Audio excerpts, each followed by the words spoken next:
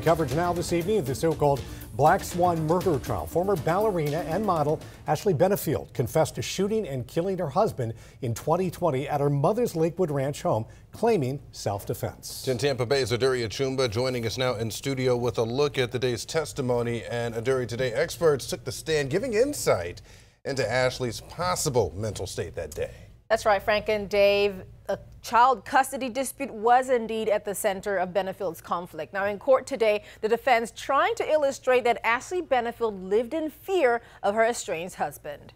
Doug occurred as someone who was domineering. The couple's marital counselor and a domestic violence expert both testifying to evidence of a cycle of abuse. At times would be super controlling. He was very dedicated to wanting the relationship to work. The most dangerous time statistically is when a woman or a victim of domestic violence is leaving their abuser and if the abuser's there. But when a child's involved, now they're concerned, and if they have a strong maternal instinct, now they're concerned about their own safety and their child's safety. But state prosecutors trying to establish Ashley Benefield could no longer qualify as a victim of domestic abuse as she lived separately from Douglas Benefield. Certainly, if you're asking, they're acting happy, is she still a victim of domestic violence? Definitely, and it also fits with this whole idea of appeasement. We have to remember that the domestic violence comes in layers through the years of events. 5060 Newport News Circle. A local realtor also on the stand today saying Douglas Benefield tried to buy a Lakewood Ranch home right behind where Ashley Benefield lived. Yes, that's the house. That's the house that Douglas Benefield had contacted you about purchasing.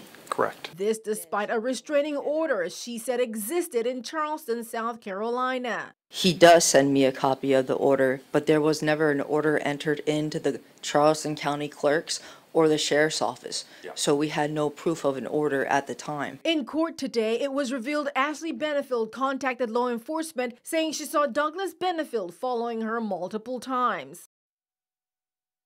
And late this afternoon, a ballistics expert providing this animated visual simulation of what he believed happened on that day. Now, his presentation included discussion of the direction of the bullets, saying that he didn't see any inconsistencies in Ashley Benefield's account. There was also a medical examiner from Miami-Dade County with a presentation supporting the argument for self-defense. Now, the defense has now rested their case, and rebuttals are expected to begin tomorrow morning. Now, if convicted, Ashley Benefield faces 25 years to life in prison. In studio, Aduri Achumba, 10 Tampa Bay. Aduri.